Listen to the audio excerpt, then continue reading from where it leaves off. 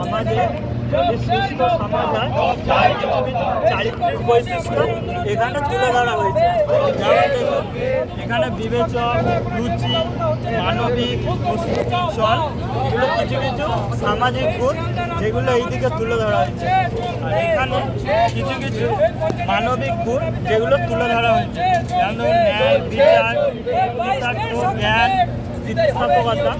এখন এইগুলো হচ্ছে সুস্থ সামাজিক গুণ, এগুলো হচ্ছে সুস্থ মানবিক গুণ। এবার যদি ধরুন এই যে কালো অন্ধকারকে আমরা ধরি, তাহলে এইখানে খুব সুচারুভাবে আমরা কিছু হাত না করেও দেখুন এইখানটায় কি দেখতে পাচ্ছেন, আমরা যদি এইখানটাতে যদি সামান্য একটুখানি কালো অন্ধকারের হাত চেপে ধরি, তাহলেই দেখুন এই জ্ঞানের আগে একটা বসে গেল, দিয়ে অজ্ঞান, যা সমাজের পক্ষে ক্ষতিকর। আবার যদি দেখা হয় এই কৃতার্থর আগে যদি বসে যায়, এই অবিচার, এরকম অন্যায়, তাহলে এইগুলো ধীরে ধীরে কী হচ্ছে, সমাজকে তলানিতে ঠেকিয়ে দেবে।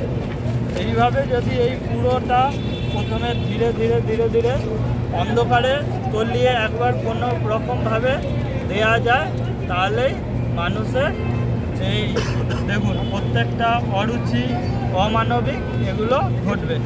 ঠিক সেরকমভাবে এইভাবে ধীরে ধীরে আমাদের সমাজে এই যে অন্ধকারের যে ছায়াগুলো এইভাবে আমাদের ঠিক ধীরে ধীরে ঢেকে নিচ্ছে। দিয়ে আমরা কি করছি, আমরা সেই অসাফল্যের রাস্তাতে হাঁটছি।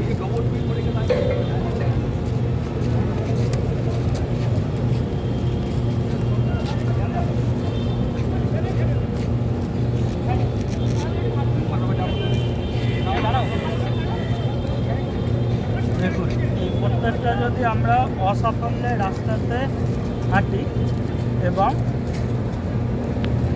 শেষে গিয়ে দেখুন আমরা কি পাবো, আমরা দেখতে পেয়েছি কিছুদিন আগে, 1 বছর আগে আরজি করের ঘটনা দেখতে পেয়েছি, আমরা দুর্নীতি দেখতে পেয়েছি। এইগুলোই সমাজে যদি এই অন্ধকারের ঠিকমতোভাবে থেকে যায়, তাহলে আমরা আরও অভয়া দেখতে পাবো, আরও দুর্নীতি দেখতে পাবো।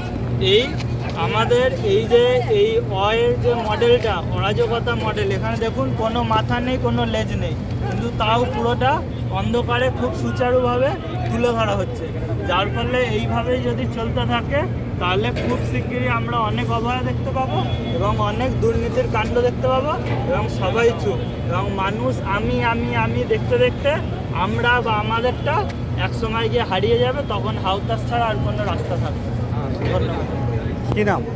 সূর্যদীপ ঘোষ, হুগলি ডিস্ট্রিক্ট।